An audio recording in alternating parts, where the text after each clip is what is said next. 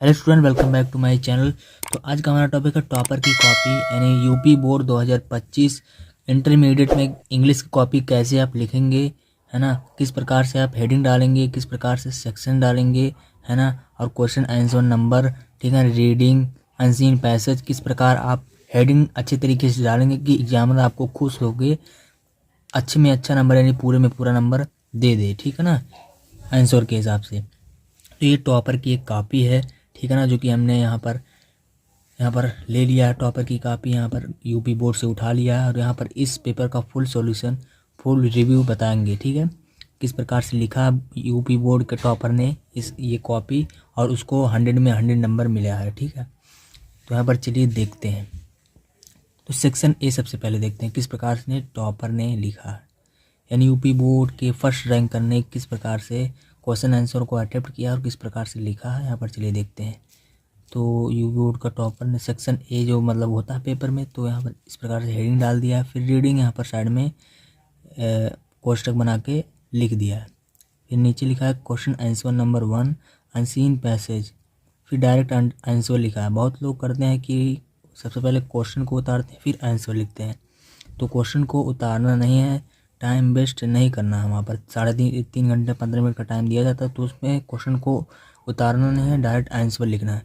तो उसी प्रकार से यहाँ पर टॉपर ने भी किया है, इसलिए इसको पूरे में पूरा नंबर मिला है। आंसर ए डाल दिया गया। फिर यहाँ पर लिखा है उसने freedom and power bring responsibility, it rest upon the assembly as sovereign body representing the sovereign people of India. ये पहला है, यहाँ पर पैराग्राफ लिखा है। सेकंड क्वेश्चन का आंसर यहाँ पर बी डाल दिया डायरेक्ट ब्लैक स्केच से। लिखा है the service of India means the service of the millions who service it means the editing of disease of inequality of opportunity. इस प्रकार से डायरेक्ट आंसर लिखा है।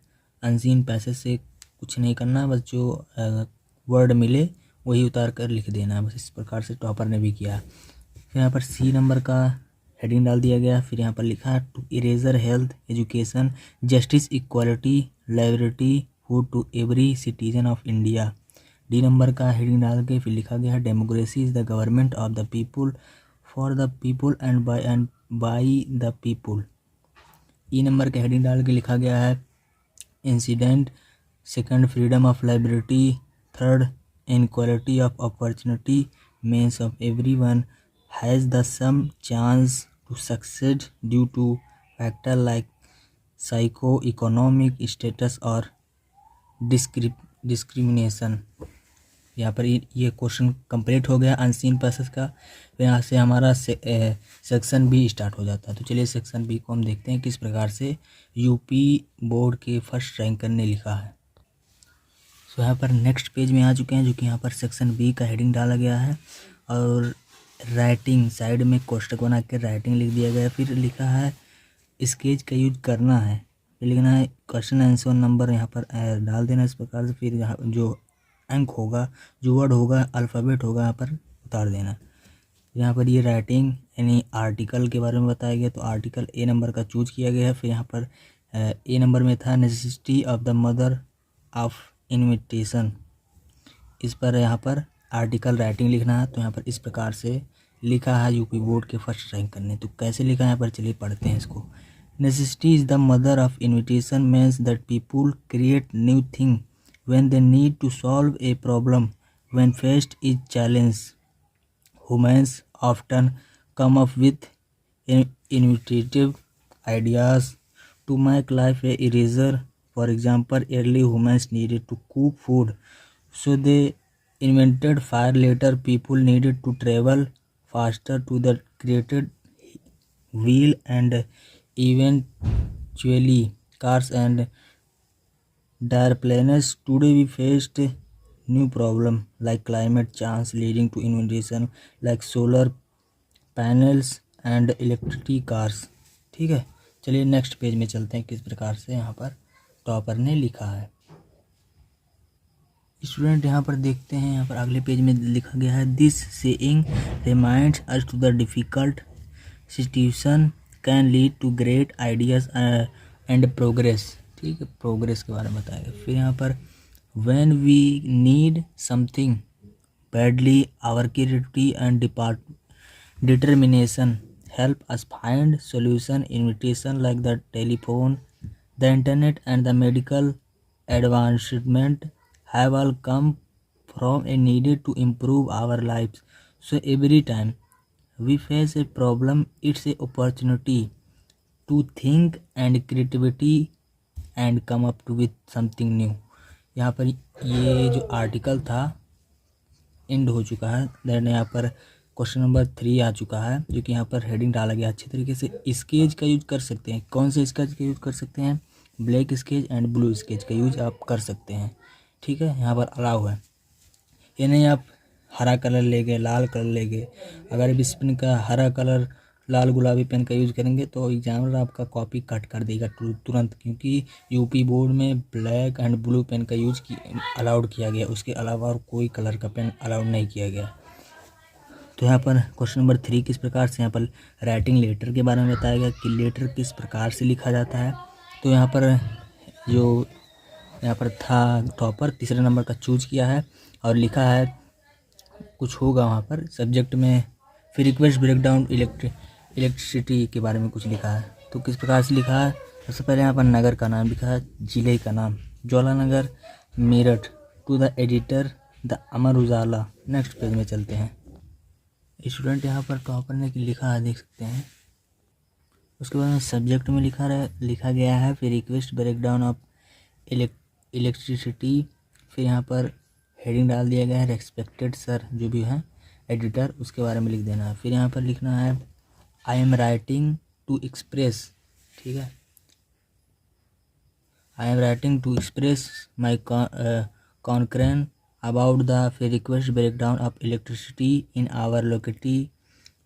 और for the past few weeks we have been facing constant power it's accused that to severely impacted our daily lives. The power cuts of distributor our work, study and daily activities, causing a great deal of and invitation and frustrations. We have also been forced to rely greater tools and inverters which are not expensive but also noisy, polluting.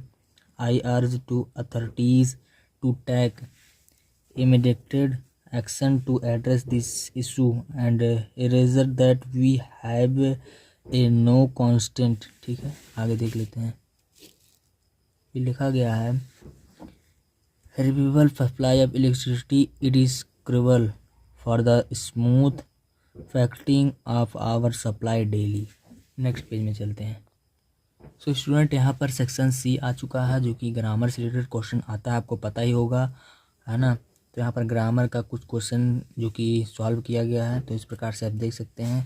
सो यहाँ पर next question को देखते हैं। Next यहाँ पर question लिखा है, question answer number 5, जो कि डायरेक्ट इनडायरेक्ट रो लिखा है। डायरेक्ट इनडायरेक्ट को डायरेक्ट आपको आंसर नहीं लिखना है, यहाँ पर डाल देना है डायरेक्ट, फिर उसके नीचे डालना है इनडायरेक्ट। तो डायरेक्ट आपको वही कॉपी मतलब जो पेपर वाला वही उतार देना है, और इनडायरेक्ट में आपको चेंज करना अपने अनुसार, किस प्रकार से आपको नरेशन पढ़ाया गया होगा उस प्रकार के मतलब जो नियम होता है नरेशन का, उस प्रकार से यहाँ पर इसको सॉल्व कर देंगे। जैसे I will say to the जज आई एम इनोसेंट, ठीक है। इसको जब सॉल्व करेंगे तो आई विल टेल से को टेल में चेंज कर दिया गया, द जज दैट आई एम इंसिडेंट, ठीक है। नेक्स्ट पेज में चलते हैं। स्टूडेंट यहाँ पर सिंथेसिस आ गया, कुछ सिंथेसिस का कुछ क्वेश्चन आ चुका है, क्योंकि यहाँ पर इस प्रकार से कॉम्प्लेक्स सेंटेंस में चेंज कर दिया गया है। फिर यहाँ पर अगला क्वेश्चन को देखते हैं।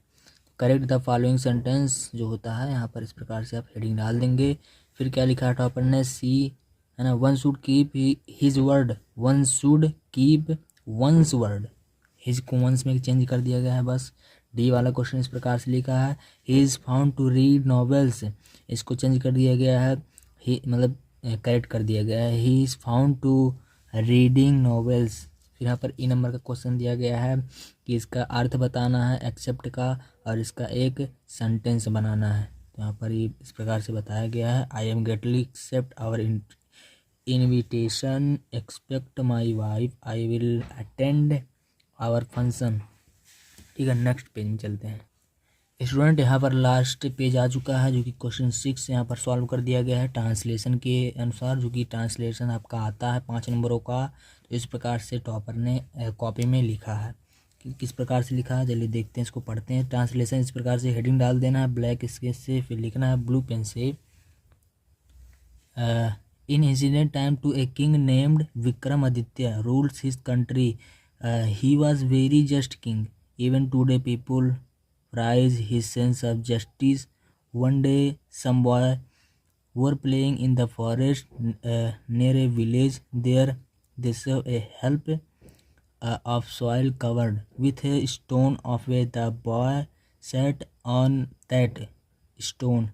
He said to his companions, and you bring your cases to me. I will deliver justice. तो यहाँ पर सेक्शन डी आ चुका है, जो कि लास्ट सेक्शन ये बताया जाता है, जो कि लिटरेचर से क्वेश्चन आया है, जो कि यहाँ पर एक ही क्वेश्चन को बताया गया है एग्जाम्पल के अनुसार कि इस प्रकार से आप लिटरेचर का आंसर लिखेंगे। लिखना क्या है, आपको जो क्वेश्चन दिया जाता है उसको ब्लैक स्केच से लिख देंगे, यहाँ पर लिटरेचर ये ब्लू स्केच से लिखना है, फिर यहाँ पर इसका आंसर डायरेक्ट लिख देना है, क्वेश्चन को नहीं उतारना है। तो क्वेश्चन यहाँ पर ब्लैक स्केच, क्योंकि आप हेडिंग पहले ही डाल चुके हैं, तो डायरेक्ट आंसर लिखना है। आंसर मतलब यहाँ पर बताया गया है, workers work in daily cells without air and light, दे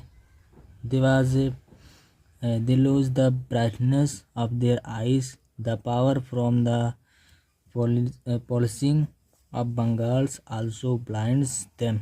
ठीक है स्टूडेंट, यही था हमारा टॉपर का कॉपी, जो कि यहाँ पर इस प्रकार से लिखा गया है, और इस टॉपर को यहाँ पर 100 में से 100 अपॉन 100 नंबर दिया जाता है। ठीक है, क्योंकि यहाँ ने इसको यहाँ टॉपर ने फुल में से फुल मार्क अटेम्प्ट किया है, एक भी अंक को नहीं छोड़ा है, और स्टेप बाय स्टेप क्वेश्चन को बताया है कि इसी क्वेश्चन का आंसर यहाँ पर लिखा जाएगा, है ना। रूल्स को फॉलो किया तो इसी प्रकार इनको 100 में 100 अंक मिल जाएगा। टॉपर की कॉपी इस प्रकार से लिखा जाता है। तो मिलते हैं एक नए टॉपिक के साथ, तब तक के लिए थैंक यू। जय हिंद, वंदे मातरम।